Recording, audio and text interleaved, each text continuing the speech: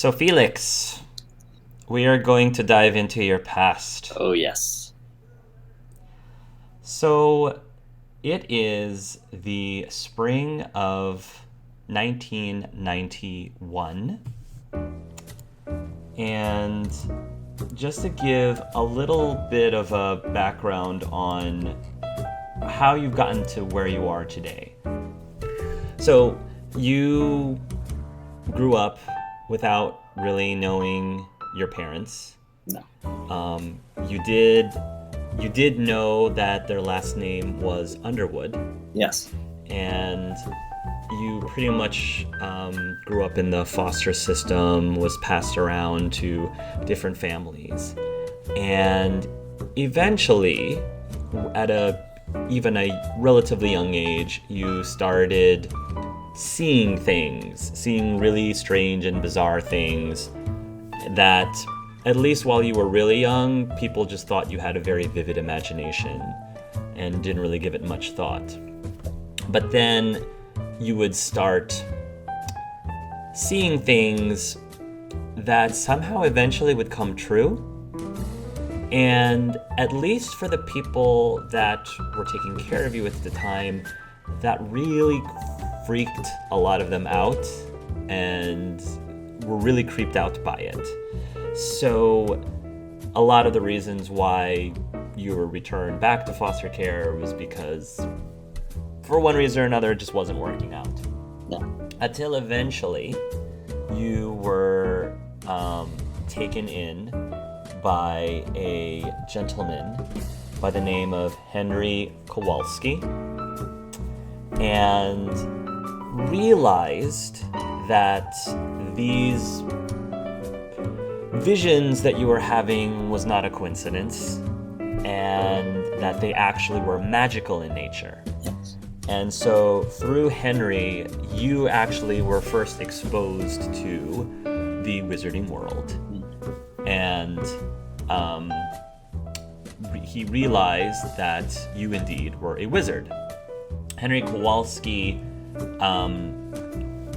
identifies himself as a squib, and he explains to you that a squib is someone who comes from a magical family, but for whatever reason doesn't actually have the ability to cast magic. So anyway, you didn't really worry about that too much, Yeah.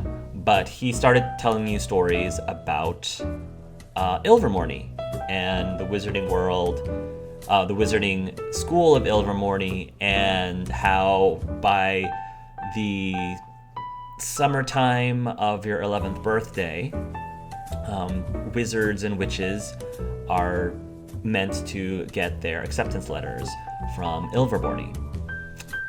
And the week passes after you're supposed to be getting your letter, but the letter doesn't arrive. The second week passes, and then the third week passes, and there's no word from Ilvermorny. Oh. Just in general, can you describe how Felix reacts to this? He's kind of frustrated and get confused. He spends a lot of time just looking out the window and trying to see, and he waiting for any sign of a letter. He's looking increasingly worried. He keeps trying to see it in a sense. What's wrong? Why isn't he getting a letter? He frequently asks Henry how long, if there was some kind of mistake. All right, let's roleplay that then. So you're, I guess, in the living room, looking out the window, waiting for something to arrive. I don't know for sure if they probably still use owls, I guess. I don't know if that's only a Hogwarts thing, is how you get your acceptance letters, but whatever method you're supposed to get your letter through, you're waiting for it, and Henry notices this.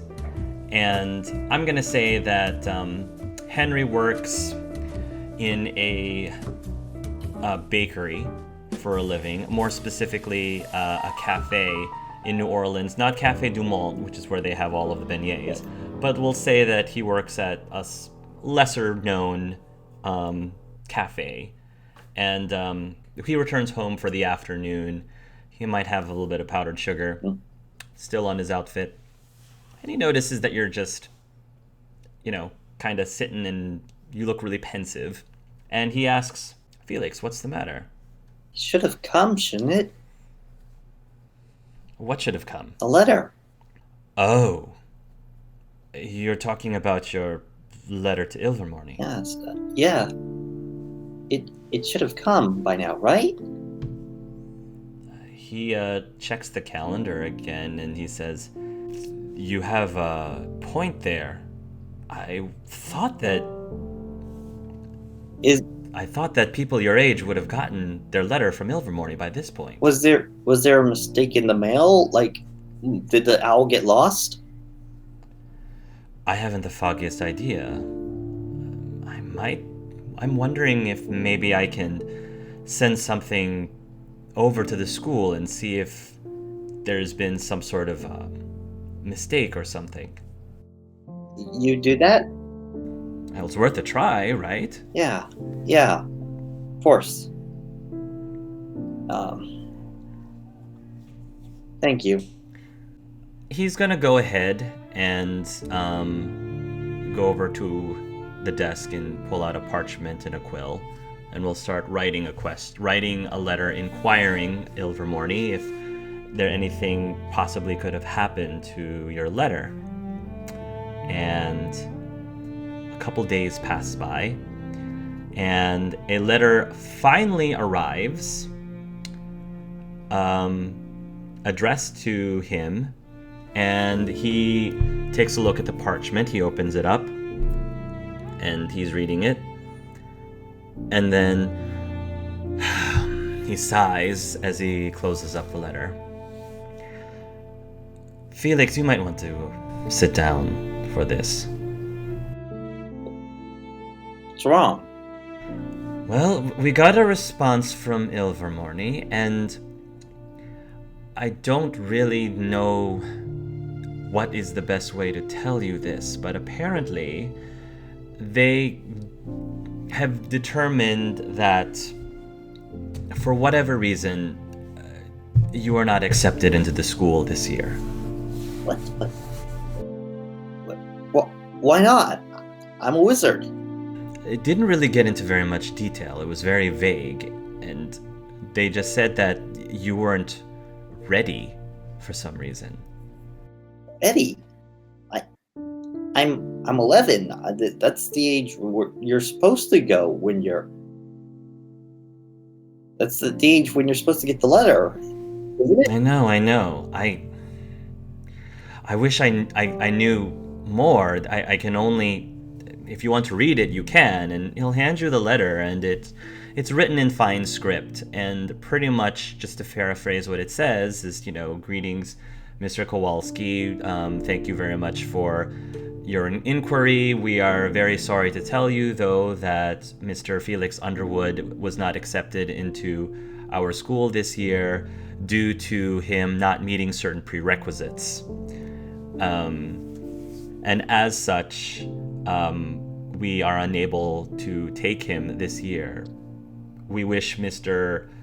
Underwood the best of luck in all of his endeavors, and hope that he has a wonderful rest of his year. And that's basically what it says.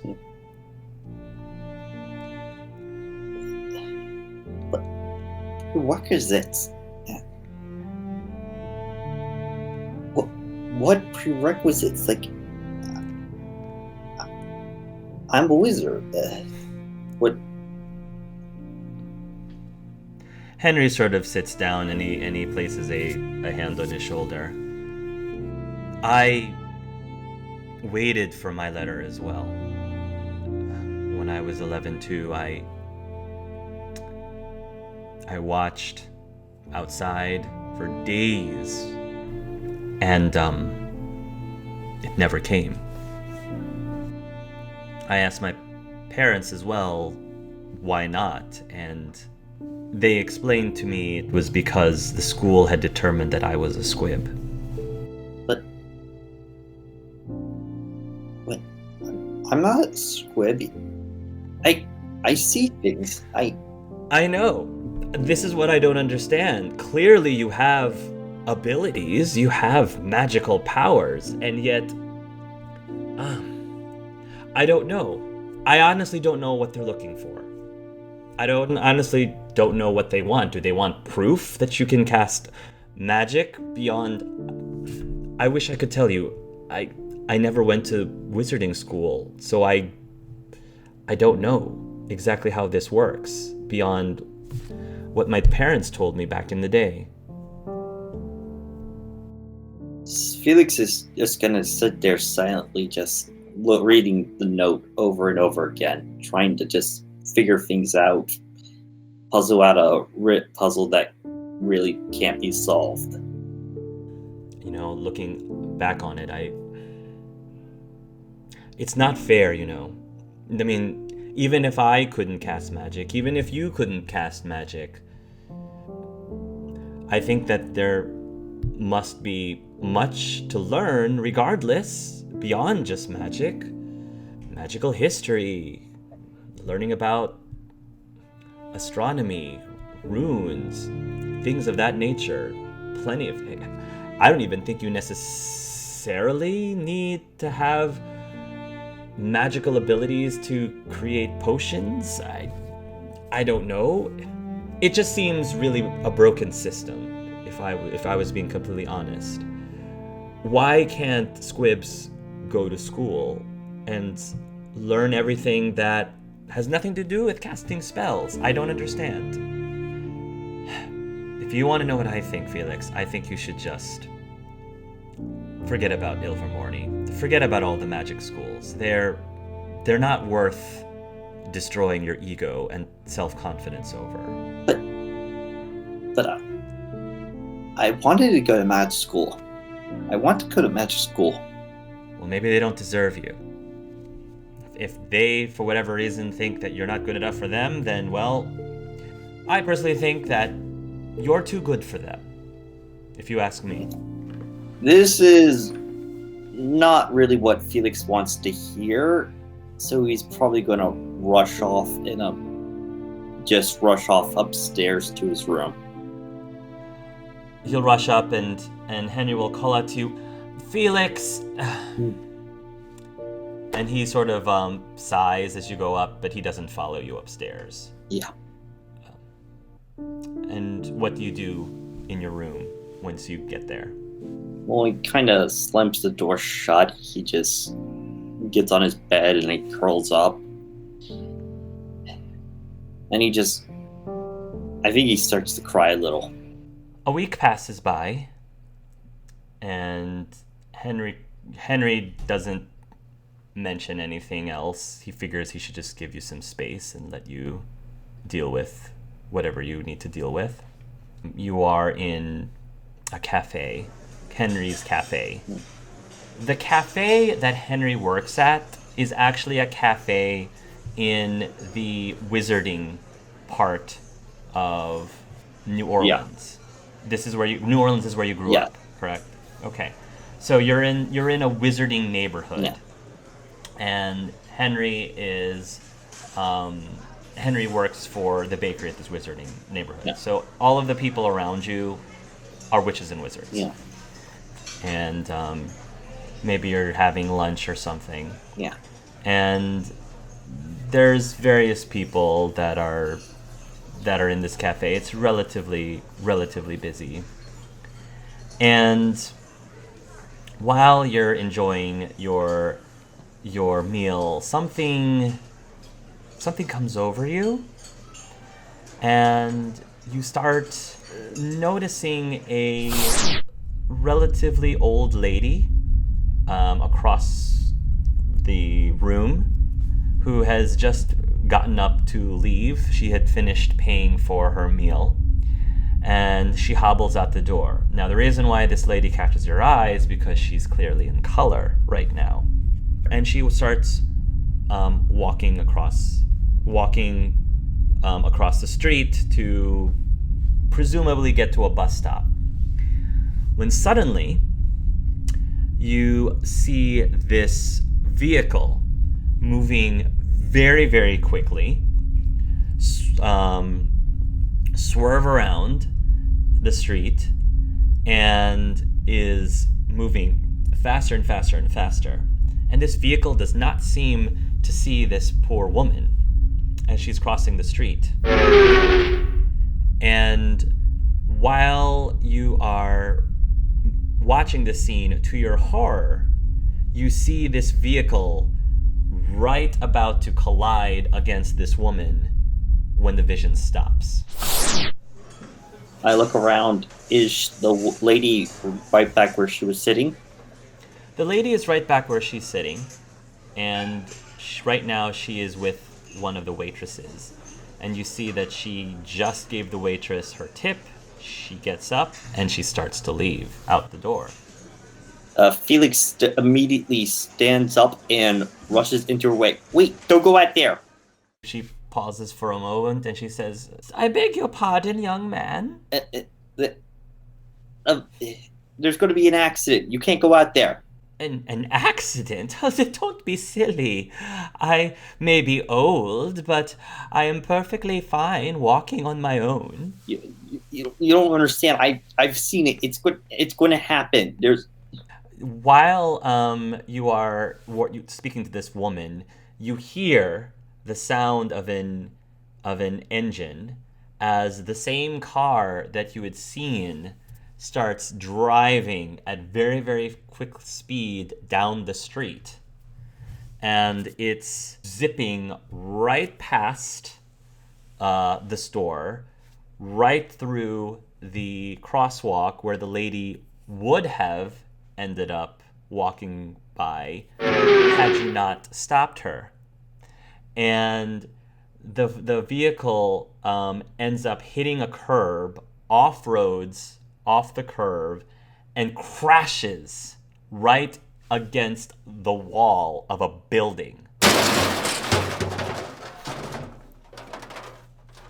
And at this point, everyone in the cafe gets up on their feet, starts rushing to the window to see what just happened. The old lady is absolutely aghast at the accident that had just happened outside moments before. And she says, "Oh my word! Who's driving so quickly down that street?" I don't know. All I knew is that it was going to happen, ma'am.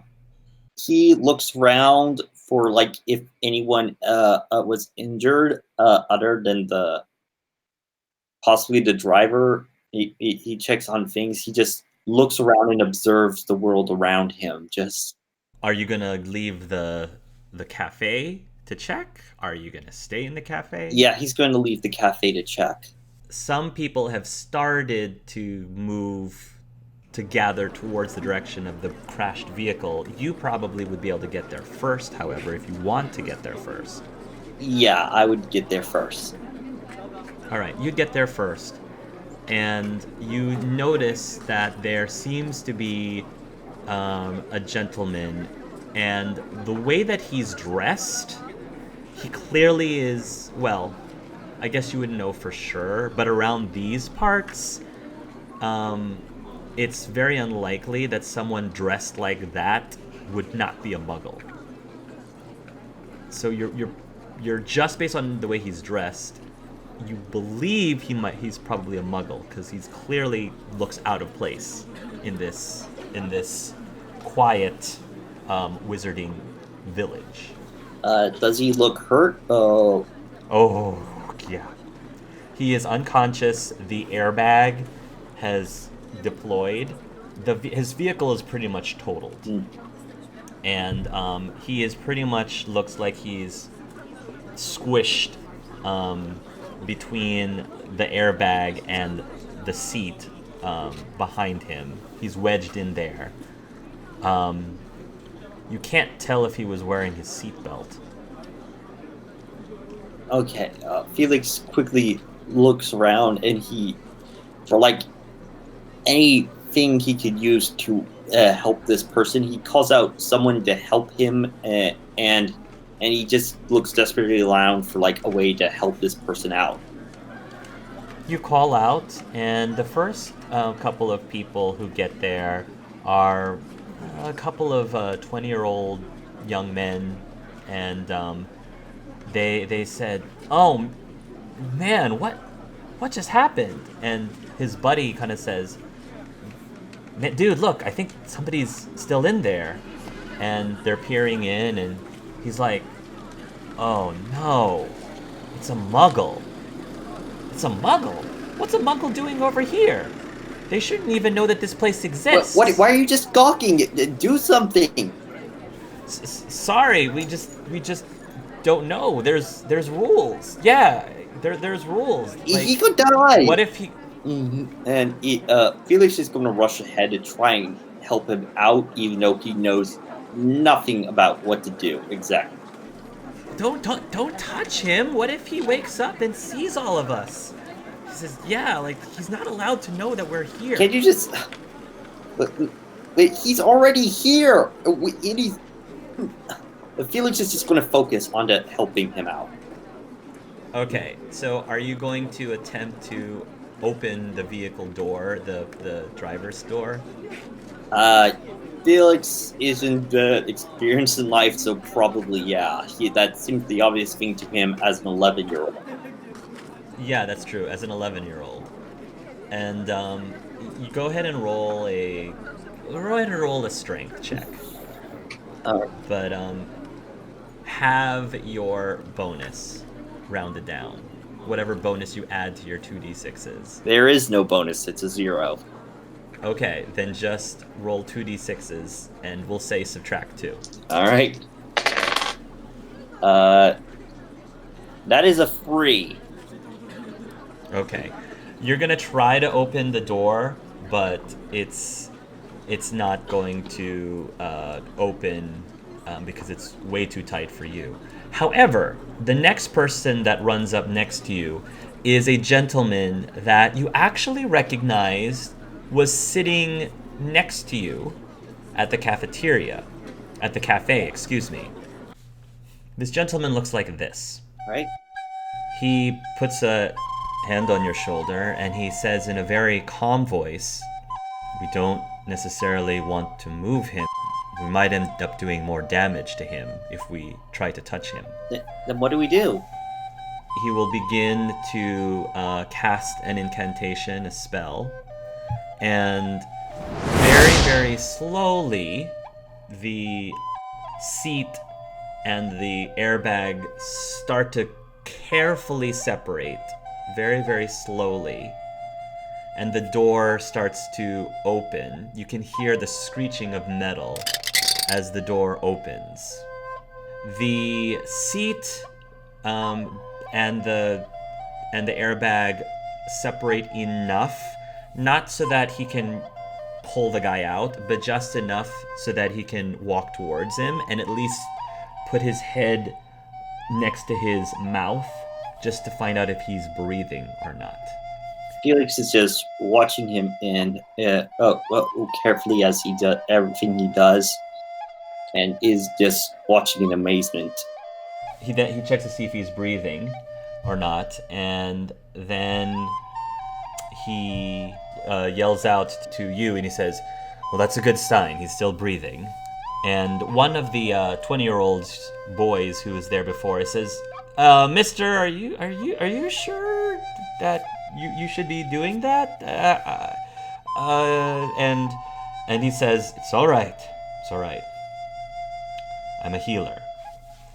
And with that, he opens up this satchel that he has, and he opens up, and you can see a few vials, and he takes out some vials, and he takes out what appears to be a mortal and pestle, and you see him put some things into a mortal and pestle, and he starts to grind up some things, and by this point, several of the more people have gathered around, are watching him make some sort of quick concoction. You overhear other citizens still are, half of them are wondering, is this guy hurt? How did this happen? Other people are wondering, how the heck did a muggle end up here? Because this entire village is supposed to be blocked off by, at least to muggles, it's basically like there's a fake wall, the illusion of a wall. So in order for you to get here, you actually like went through a wall similar to platform 9 3/4. And one of them was like, oh, this guy's totally was driving drunk. I bet you he just drove right through the wall without even noticing. And that's presumably how this muggle ended up here. And now several people are a little worried because, yeah, they're happy that this stranger is attempting to take care of this guy, but they're wondering if nobody wants to take responsibility for this muggle because they don't want to get into the whole mess of cleaning up if this gentleman discovers where he is and who he's with, because there's this random muggle that's in the wizarding world right now. And at that point, the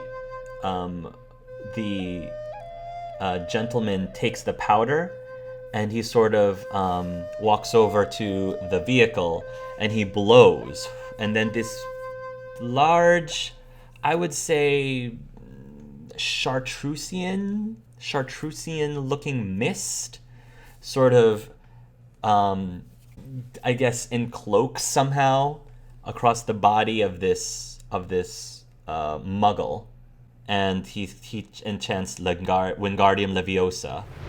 Very, very slowly, the gentleman rises up from the seat, and he sort of moves the gentleman out of the vehicle carefully and places him down on his back. And once the gentleman is down on his back, he carefully puts his hand around his neck, lifts his neck up so that his jaw drops and his mouth is open, and he takes the potion that he had taken out of his satchel and he starts putting the potion into his mouth. Within a few seconds, the gentleman starts to come to, and he starts to wake up. And then there's several people who are gasping at this, and one of the guys says, "Oh, now you did it. Now he's awake. Now he's awake. He's gonna know." Who cares? And by this point, these two gentlemen apparate at the scene, and they are dressed all in white. These white suits. They go over to this gentleman, the muggle, who is coming to, and they start conversing with the healer guy and ask him a few questions. Basically, ask him what happened. The healer tries to explain what happened, and then you see one of the men in white take out his wand, points it at the guy who's still like not 100% there. And he's like, "What's going on? Where is that? You, Bessie? Is that you?" And the guy in white holds up his wand towards the head of the gentleman, and he says, "Obliviate." And the gentleman goes unconscious again as soon as he said "obliviate." All right, everyone, we'll take it from here. Everyone get back to your business. We've got it all covered. And they will. I think you can tell that the healer guy is hesitant to leave this gentleman behind under the care of these two guys in suits, but he eventually just nods and he walks off. Felix is just was just staring the whole time as what they did to him, as the whole time, and he just watches as they take him off. He wonders what did they do to him. I'm going to assume that you say that right when the healer walks by you, Right. and he says, they obliviated him just to make sure that he forgets everything that he saw while he was conscious. Will he be okay? They will take him to a Muggle hospital. Okay. Yeah, that's good. That's good. He looks at you very carefully, and he says, just before this crash happened, I noticed that you spoke with that woman who was on her way out to leave the cafe. What did you say to her again? I told her not to go out because there was going to be an accident. You knew there would be an accident? I saw it happen. You saw it happen? I can. Felix turns his head towards him. I see a lot of things that don't quite happen yet.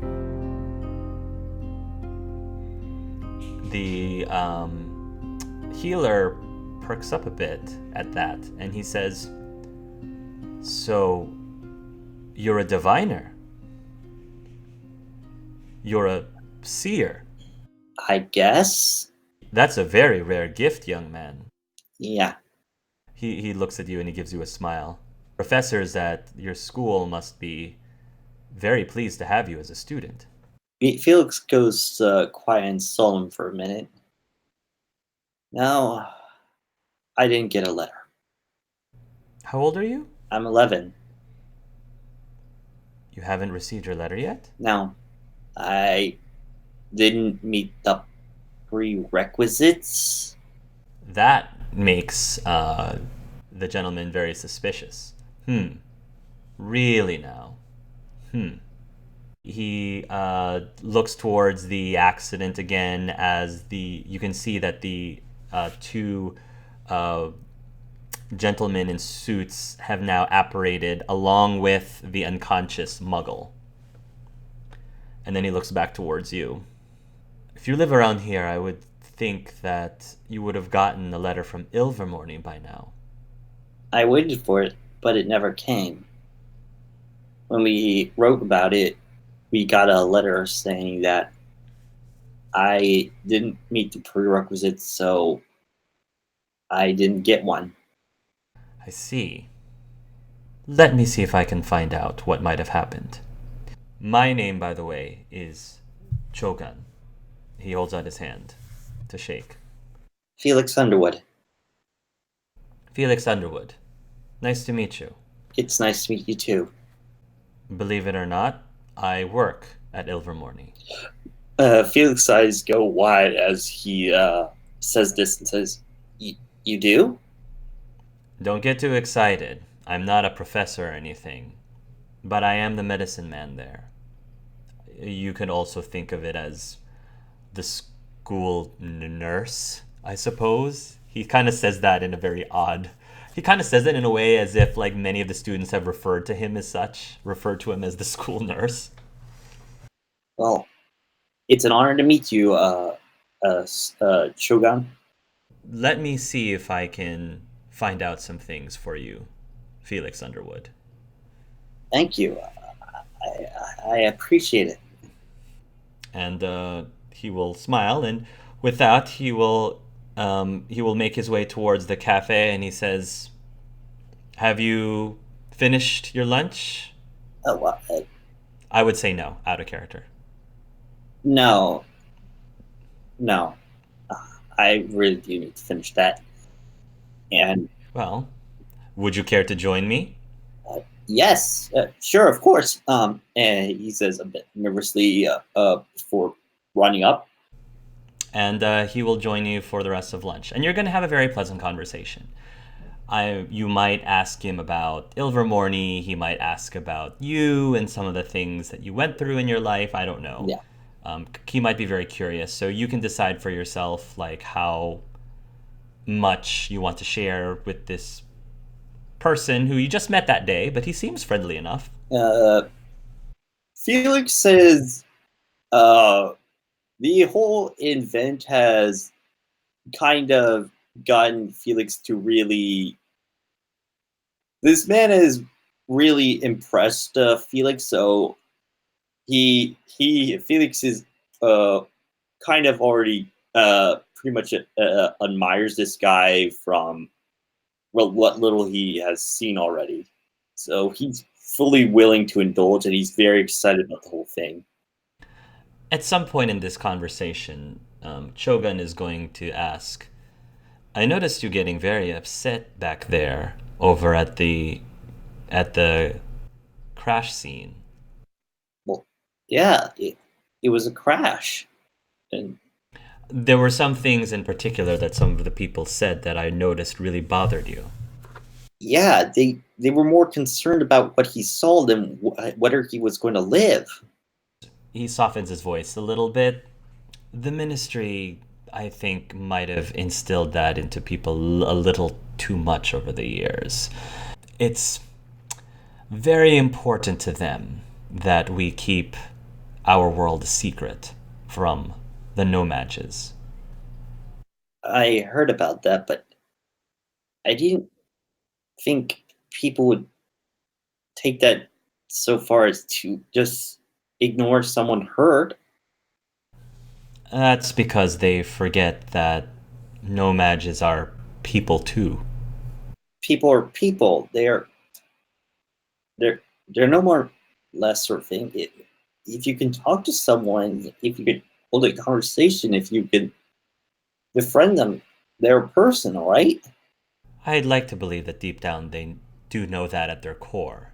But when these things happen, I suppose they have a tendency to forget and panic.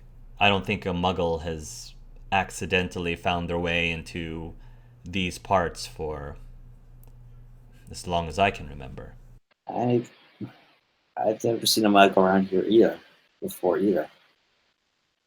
Or No-Maj, So sorry.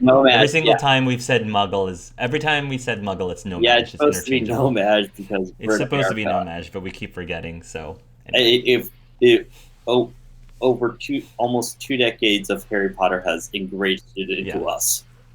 Right. So We've been trained for this. I haven't really seen many nomads around here either. with that, he will, stop talking about the accident and continue asking about more pleasant things.